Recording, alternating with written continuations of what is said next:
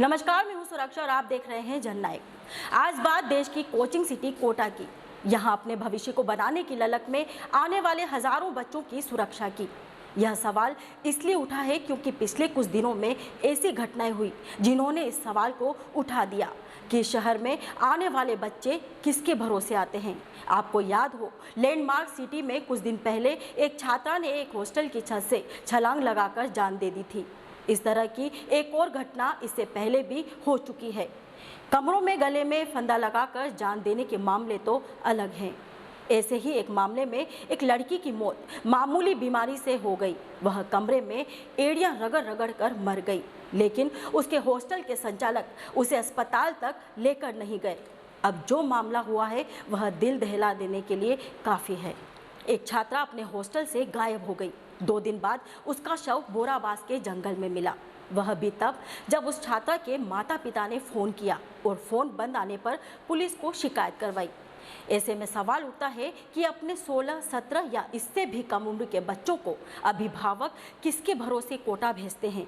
जिस कोचिंग संस्थान में वे पढ़ते हैं वहाँ कोई जिम्मेदारी लेने को तैयार नहीं होता। जिस हॉस्टल में वे हजारों रुपए महीने देते हैं वह भी कोई जिम्मेदारी लेने को तैयार नहीं होता। पुलिस की तो पूछे ही मत।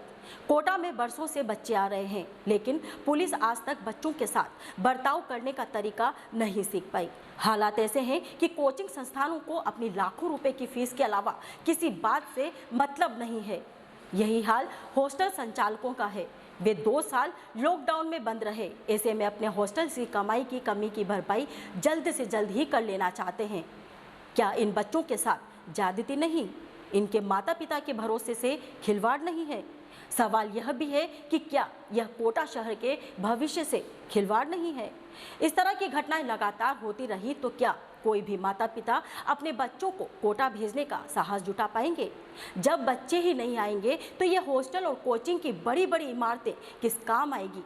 कोटा में कोचिंग के भरोसे चल रही अर्थव्यवस्था का क्या होगा? याद रखिए, इस शहर में रोजगार का और कोई दूसरा जरिया नहीं बचा है। हमारे राजनेताओं में इतना भी साहस नहीं कि वे कोई बड़ा उद्योग खुलवा सके। इसलिए यहाँ आने वाले इन बच्चों को सुरक्षा दीजिए, उनकी मदद कीजिए।